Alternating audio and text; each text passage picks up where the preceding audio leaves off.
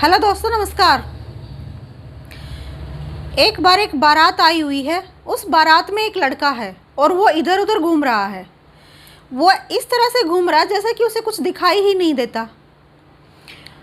वो आकर एक टेबल पर बैठ जाता है। टेबल पे बैठ के भी वो कुछ ऐसे ऐसे हाथ लगा रहा है, ऐसे ऐसे देख रहा है कि पता नहीं क्या ढूंढ रहा हो। जैसे एक लड़की उसको देख रही होती है, वो उसके पास आती है। वो कहती है कि आप क्या ढूंढ रहे हो? वो कहता है कि मैं पानी लेने की कोशिश कर रहा हूँ, मुझे बोतल दिखाई नहीं दे रही है, और क्या आप मुझे दोगे? वो लड़की पानी डाल के उसको दे देती है।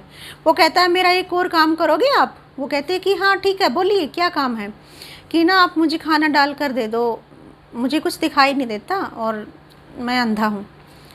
वो देकर चली जाती है।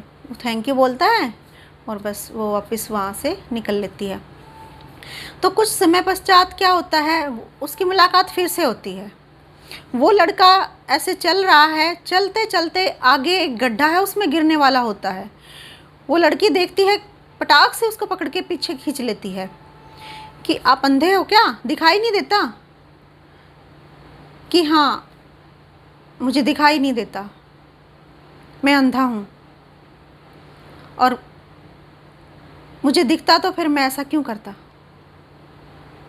तुम क्या जानो अंधे की पीड़ा, बहुत बड़ी पीड़ा है।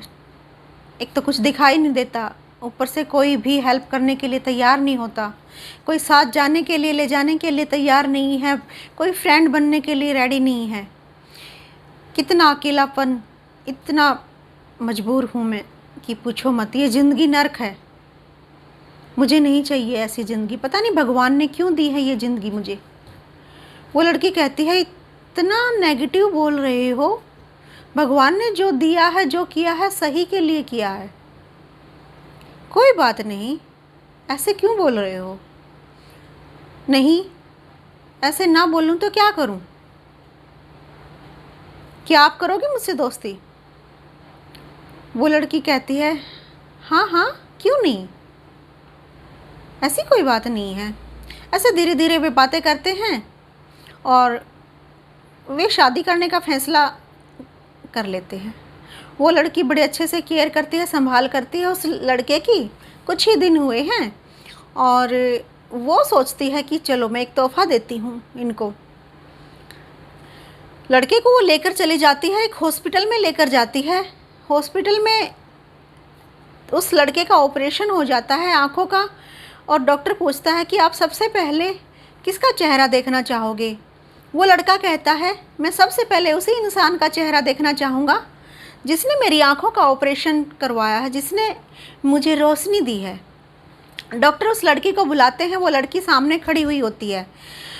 पूछते देखते हैं, वो लड़का उस लड़की को ऐसे देखता है कि देखता रहता है, और वो धीरे धीरे से इधर उधर यूँ करती हुई बेड तक पहुंचती है, उस लड़के तक पहुंचती है।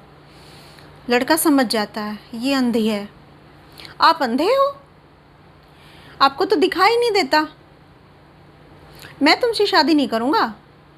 मेरी आँखों की रोशनी है जो मुश्किल से आई है। मुझे पता है अंधेपन का दर्द क्या होता है। इस रंगीन दुनिया को देखने के लिए तरस रहा था मैं,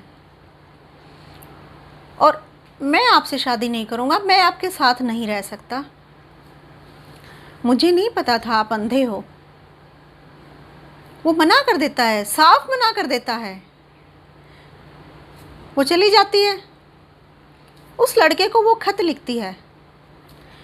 खत में लिखती है जा बेवफा, आंखें तो मेरी ही हैं, जी ले अपनी ज़िंदगी इन आँखों से। ये तोहफ़ा तुम्हें कोई और नहीं दे सकता था, और ना ही और दे सकता कोई।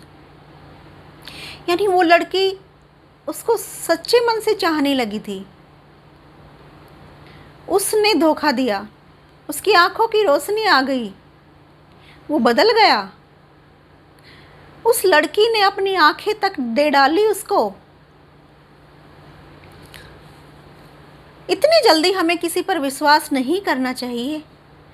कौन कैसा है, उसकी सोच कैसी है, विचार कैसे हैं, कहाँ तक वो हमें खुश रख सकता है, समझदार है या नहीं है, मतलब हर तरह से हमें जानना है, पहचानना है, तभी हमें कुछ फ़ैसला लेना चाहिए। कई बार हम क्या करते हैं, लड़के हों या लड़कियाँ, जल्दबाजी में फ़ैसला कर लेते हैं, बड़ी जल्दी करते हैं फ़ैसला करने में, बाद में पछतावा होता है। ज़िंदगी भर का रोना हमारे साथ मतलब एक लग जाता है। तो इतनी जल्दी हमें किसी पर विश्वास नहीं करना है, ब्लाइंड फेथ हमें नहीं करना है। कुछ ही दिन हुए थे उनकी मुलाकात को, उस लड़की ने इतना बड़ा फैसला कर डाला